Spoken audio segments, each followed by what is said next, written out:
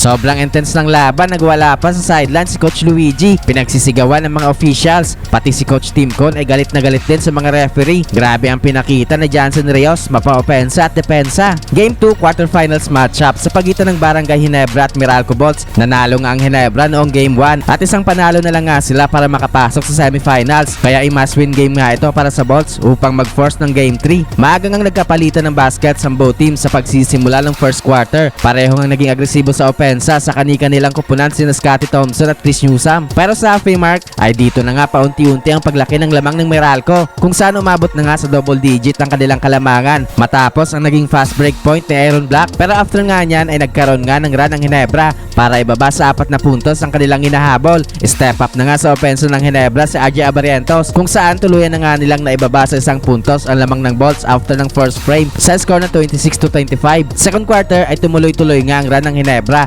Nakuha na nga nila ang kalamangan sa Meralco sa early minutes. Take over na nga sa opensa ng Jeans si Abarientos na nagkaroon ng 5 straight points. Iniwanan pa si Rio sa kanyang step back jumper. Bahagyang nagkaroon ng 8-point lead ang Ginebra with under 9 minutes. Beast mode naman nga itong si Coach Timcon sa mga referee matapos hindi maging successful ang kanyang challenge na naging fallen japet kay Akil Mitchell. Nagkaroon nga ng run ng Meralco entering the halfway mark na sinimula ni Bong Quinto na nagkaroon pa ng 4-pointer. Tuluyan na nga nakuha ng Bolts ang kalamangan sa 7-minute mark. Hindi naman makapaniwala si Chris Banquero matapos niyang makuha ang kanyang ika-4 na foul this quarter. Foul trouble nga kagad ang Meralco guard kaya agad nga siyang nilabas sa game. Biglang arangkada nga ulit ang opensa ng Bolts sa late minutes kung saan nagpaparamdam na nga sa kanilang opensa si Johnson Rios na nagkaroon ng 5 straight points. Grabe naman tong rebound ni Scottie Thompson na outjump nga niya dyan ang 6'8" na si Raymond Almazan pero makakapagpabaon pa nga ng 5-point lead ang Meralco going to the halftime break sa score na 58-53. Third quarter ay agresibo nga kaagad sa opensa ang import ng Meralco na si Akil Mitchell sa kanyang 2 early field goals pero tough break para sa Bolts dahil wala pang 2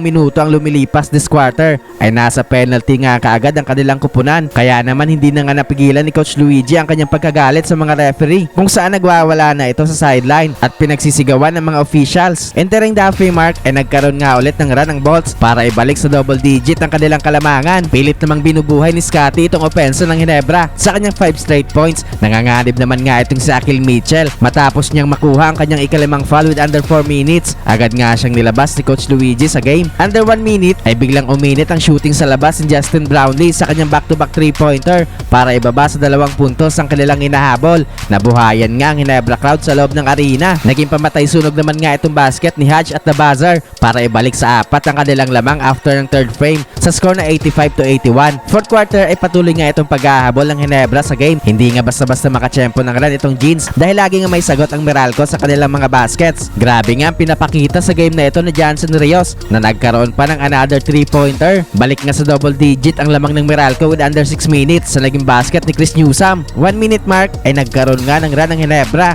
para ibaba sa 4 na puntos ang kanilang hinahabol. Pero sa last possession nga ng Ginebra ay namintis nga ni RJ Abarientos sa kanyang potential game tying 4-point shot kaya panalo nga sa game na ito ang Meralco Bolts para mag-force ng game 3.